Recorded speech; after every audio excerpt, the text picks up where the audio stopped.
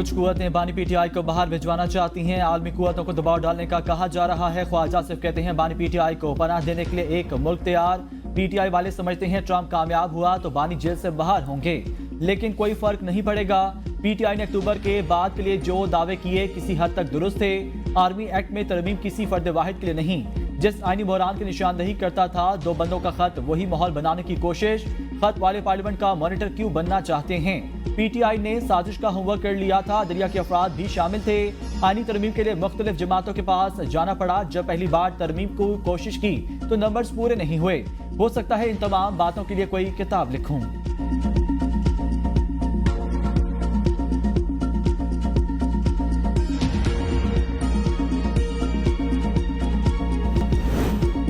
Supreme court में पहली बार 7 रुकनी आईनी बेंच तश्कील। जस्टिस अमीनुद्दीन सरबराह। एलामिये के मुताबिक जुडिशल कमीशन में आईनी बेंच का फैसला 5-7 से किया गया।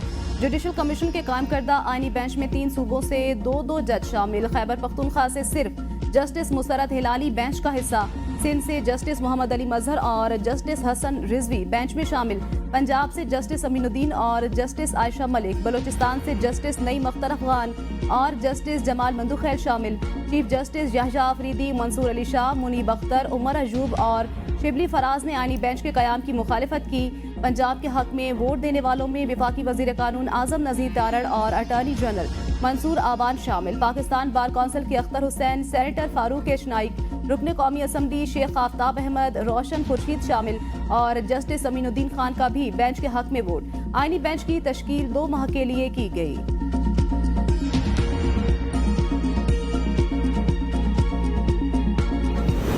अक़लियती मेंबर चीफ जस्टिस को ही आईनी बेंच का सरबराह बनाना चाहते थे। इख्तिलाफात करने वाले मेंबर की राय थी फुल कोर्ट के तमाम जजेस को आईनी बेंच में होना चाहिए। Member judicial commission Akhtar Hussain कहते हैं जुडिशल कमीशन का काम आईनी बेंच के लिए जजेस की नामजदगी करना। बेंच के लिए जजेस की तश्कील प्रैक्टिस एंड प्रोसीजर कमेटी करेगी। प्रैक्टिस एंड प्रोसीजर कमेटी में चीफ जस्टिस, सीनियर पेयोनी जज, जस्टिस अमीनुद्दीन होंगे। पीटीआई की कोरम पूरा ना होने वाली बात से इत्तफाक नहीं करता। आईनी बेंच 2 महीने के लिए तश्कील दिया गया। 2 महीने बाद आईनी बेंच में नए जजेस सामने आएंगे।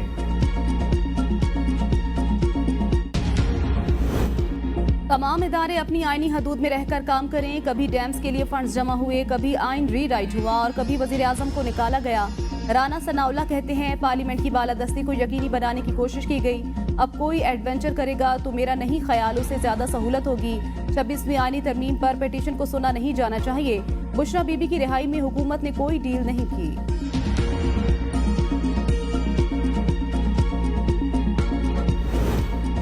सुप्रीम कोर्ट में नए चीफ जस्टिस के बाद भी इख्तिलाफात बरकरार। 26वीं तरमीम का केस रवा हफ्ते फुल कोर्ट में लगाया जाए। सुप्रीम कोर्ट के 2 सीनियर जजेस जस्टिस मंसूर अली शाह और जस्टिस मुनीब अख्तर का चीफ जस्टिस को खत लिखा। 31 अक्टूबर की कमेटी मीटिंग में 26वीं तरमीम का केस फुल कोर्ट में लगाने का फैसला किया गया था। केस 4 नवंबर को फुल कोर्ट सुनेगी। कमेटी फैसले के बावजूद कॉज लिस्ट जारी न हुई। दोनों जजेस ने 31 अक्टूबर को चीफ जस्टिस से कमेटी इजलास बुलाने का मुतालबा किया। चीफ जस्टिस के इजलास न बुलाने पर सेक्शन 2 के तहत हम जजेस ने खुद इजलास बुला लिया। दोनों जजेस ने 31 अक्टूबर के मीटिंग मिनट्स रजिस्ट्रार को वेबसाइट पर जारी करने की हिदायत भी कर दी।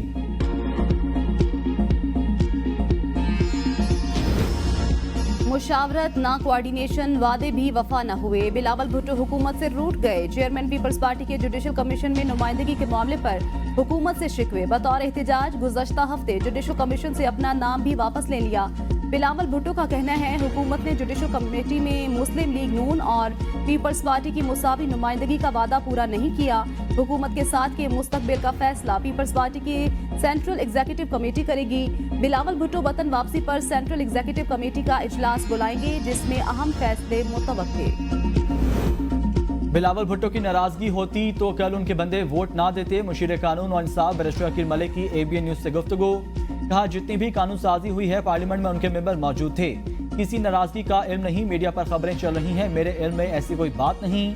हुकूमत तमाम इत्तेहादियों को साथ लेकर चल रही है, बीच रास्ते में छोड़ने वाले नहीं। वज़ीर आज़म ने तमाम इत्तेहादियों को हुकूमत में शामिल होने की दावत दी।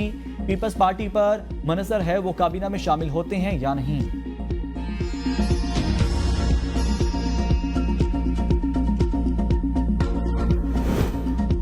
पॉलिसी रेट कम होने से 1300 अरब रुपए के कर्जों में कमी आएगी और आने वाले वक्तों में मालियाती गुंजाइश मिलेगी। पावर सेक्टर में आवाम को रिलीफ देने के लिए एक बड़ा विंटर पैकेज लाया जा रहा है।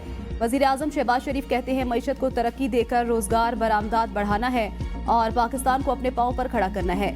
मेरे दौरे के तनाजुर में पाकिस्तानी वफ्द सऊदी अरब रवाना हो गया। पाकिस्तानी वफ्द IT, मादनियात और तवानाई के शोबे पर बात करेगा।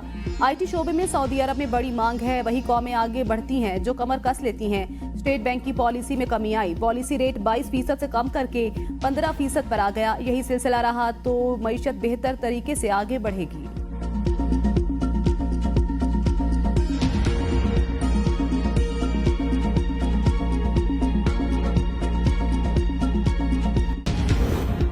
कौमी असम्बली इजलास, वज़रा की अदम मौजूदगी पर डिप्टी स्पीकर का नोटिस, अपोजिशन की नारेबाजी, अपोजिशन लीडर उमर अयूब की हुकूमत पर सख्त तनकीद। कहा कल जिस तरह बिल मंजूर किए गए वो शर्मनाक है। उमर अयूब ने कहा आज हुकूमती बेंचेस के हालात देख लें, कोई भी मौजूद नहीं। कल पेश किए गए बिल पर दिफा कमेटी में बहस होनी चाहिए थी, हमें मौका नहीं दिया गया। ये अपने लिए गड्ढा खोद रहे हैं, ये कानून साजी इनके खिलाफ इस्तेमाल होगी।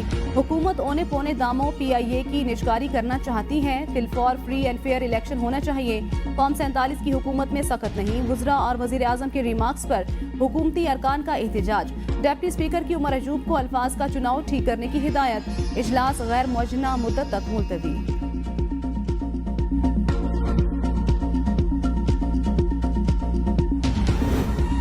आईनी तरमीम के वक्त रूपोश होने के बाद सामने आने वाले औरंगजेब के PTI की आदत पर इल्जामात। कहते हैं पार्टी लीडरशिप ने हमारा सौदा किया, ये मुझे दाद दें। उस दिन हमारी पार्टी का फॉरवर्ड ब्लॉक बन रहा था जिससे मैंने रोका आया।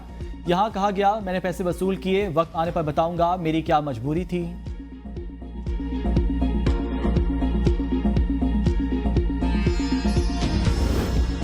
PTI रहनुमा असद कैसर की मौलाना फजलुर रहमान की रिहाइशगाह पर उनसे मुलाकात। तहरीक इंसाफ के रहनुमा अखुंज़ादा हुसैन यूसुफजई भी असद कैसर के हमरा थे। मुलाकात में पार्लियामेंट से मंजूर होने वाली तरमीम पर मुशावरत। PTI के वकील फैसल चौधरी ने मौलाना फजलुर रहमान से मुलाकात के बाद कहा मौलाना फजलुर रहमान और हम हुकूमत कानून साजी के खिलाफ एक जैसा मौक़िफ़ रखते हैं। आईनी तरमीम और आईनी बेंच जैसे इकदाम को आवाम और अदलिया पर हमला जो कानून साजी की गई है में दोनों अपोजिशन जमातें इसे गलत करार दे रही हैं।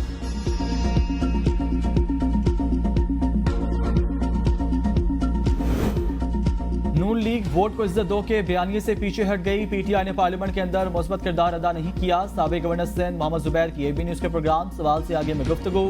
कहा पिछले 2 साल से मुल्क में जो हो रहा है सबके सामने है। हुकूमत जो आइन के साथ कर रही है क्या अब कुछ बचा है? अवाम के मुफाद के लिए कुछ नहीं किया जा रहा। नून लीग के साथ PTI ने माजी में गलत किया, आज नून लीग जो कर रही है उसका जवाब उसे देना पड़ेगा।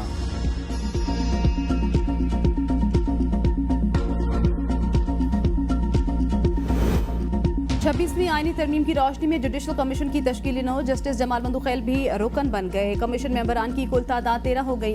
26वीं तरमीम के बाद कमीशन नामजदगियां बराह रास्त वज़ीर आज़म को भेजेगा जो तकर्रुर के लिए सदर को भेजेंगे। वजारत कानून के मुताबिक आर्टिकल 175 A शेख 2 और शेख D3 के तहत जुडिशल कमीशन का कोई फैसला किसी रुकन की अदम मौजूदगी या किसी आसामी के खाली होने की सूरत में बातिल नहीं होगा। सुप्रीम कोर्ट में 2 प्रैक्टिस एंड प्रोसीजर कमेटियां कायम। जस्टिस अमीनुद्दीन दोनों के रुकन होंगे। प्रैक्टिस एंड प्रोसीजर कमेटी बराए सुप्रीम कोर्ट में chief justice Yahya Faridi, justice Mansoor Ali Shah और जस्टिस अमीनुद्दीन खान शामिल। प्रैक्टिस एंड प्रोसीजर आईनी बेंचेस कमेटी के सरबराह जस्टिस अमीनुद्दीन खान होंगे।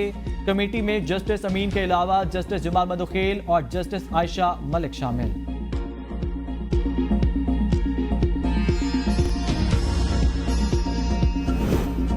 जस्टिस मुनीब अख्तर के खिलाफ सुप्रीम जुडिशल काउंसिल में शिकायत दायर। एडवोकेट शाहजहां खान ने दरख्वास्त में कहा जस्टिस मुनीब अख्तर को काम करने से रोका जाए, आइन के आर्टिकल 209 के तहत कार्रवाई की जाए।